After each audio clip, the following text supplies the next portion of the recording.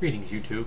This weekend I found myself in a discussion with a person who essentially told me that he believes that certain sexual practices are aberrant, they are abnormal, and that people that practice them need therapy. He also felt that social stigma should be used to keep these people in line.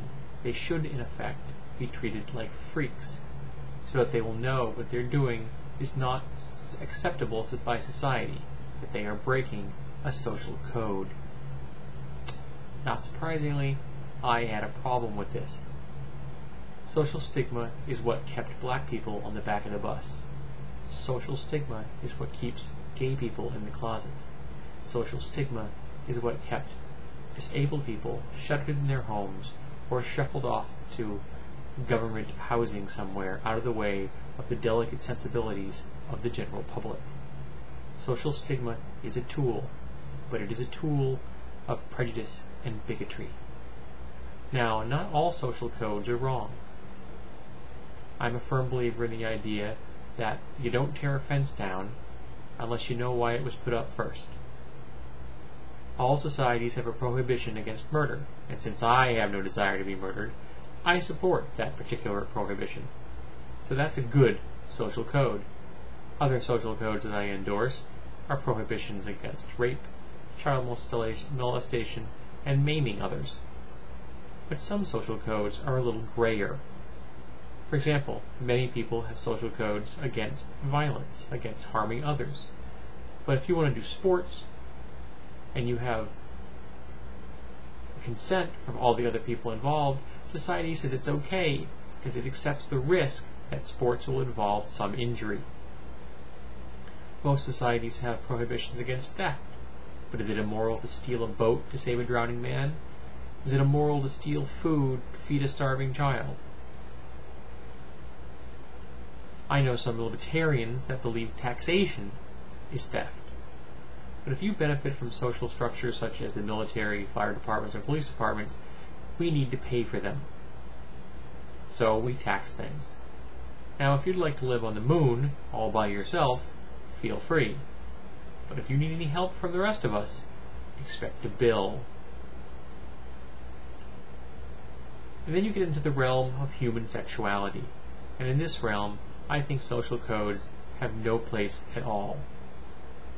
What consenting adults do with each other is no one's business except those involved. I have a favorite saying, it's not my dick, it's not my business. I'm puzzled by the fact that some people want social codes to impose restrictions on the sex lives of others. And in these instances, I've discovered that there are basically three reasons that people want these social codes to restrict the sex lives of others. Firstly, it's because the sex act in question is something that displeases the individual. The person doesn't like this sex act on a personal level, they find it distasteful, so they think society should say that sex act is not allowed. Another reason I've noticed is they like that sex act. It titillates them. But they don't want the society to know this, and in fact they may be hiding it from themselves as well, that they find that sex act interesting.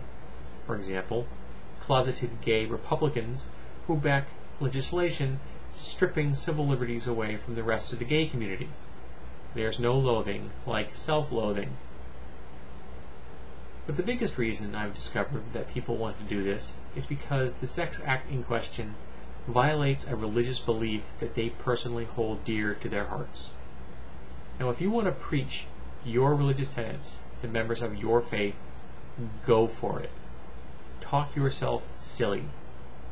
But if you want to impose those religious tenets upon people that are not a member of your faith, that is morally reprehensible.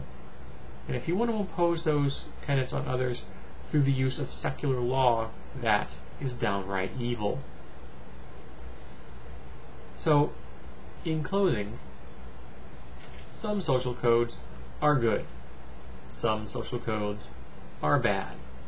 The problem is that there seem to be a whole lot more bad social codes than there are good social codes. And one of the lessons I've learned in life is that one of the hardest bunch of laws to change are the unwritten laws.